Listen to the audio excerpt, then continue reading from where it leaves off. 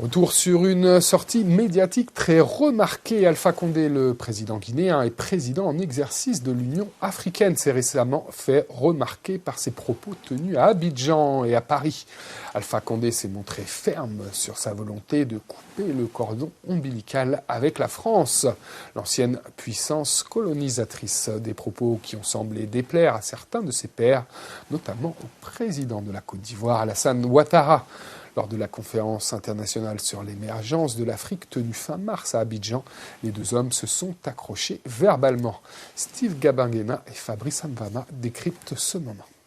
Alpha Condé, le président de l'exercice de l'Union africaine, est bien décidé à mettre un terme à la domination française en Afrique. Lors de la conférence internationale sur l'émergence de l'Afrique qui s'est déroulée à Abidjan du 28 au 30 mars, le président guinéen a tenu un discours jugé polémique. Celui-ci a préconisé la coupure du cordon ombilical avec la France, ancienne puissance colonisatrice.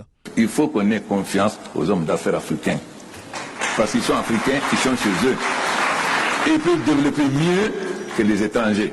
Parce que nous sommes encore trop attachés à l'ancienne puissance coloniale.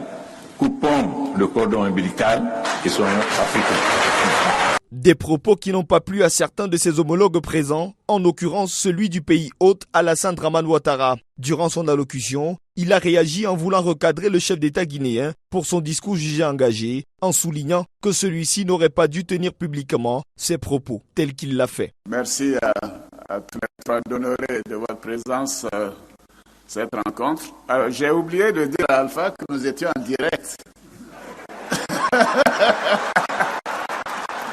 Une précision qui a suscité des rires et des applaudissements de toute l'assistance, pas certainement du goût du président Alpha Condé, qui a immédiatement apporté la réplique avec des signes de désapprobation. Alassane, moi j'assume ce que je dis. La tension commençait à être perceptible et pour calmer le jeu, le président ivoirien s'est défendu. Des mots taquins qui ont fini par détendre l'atmosphère. Bien, mon cher conseiller politique, voilà, vous êtes égal à vous-même. Merci beaucoup. Alpha Condé reste d'ailleurs ferme sur ses positions. La preuve, lors de sa visite d'État à l'Élysée le 11 mars dernier, le chef de l'État guinéen plaidait pour une autonomie du continent africain dans la résolution des problèmes qui lui sont propres. Il faut qu'on accepte que l'Afrique définisse sa voie pour le développement et sa voie démocratique.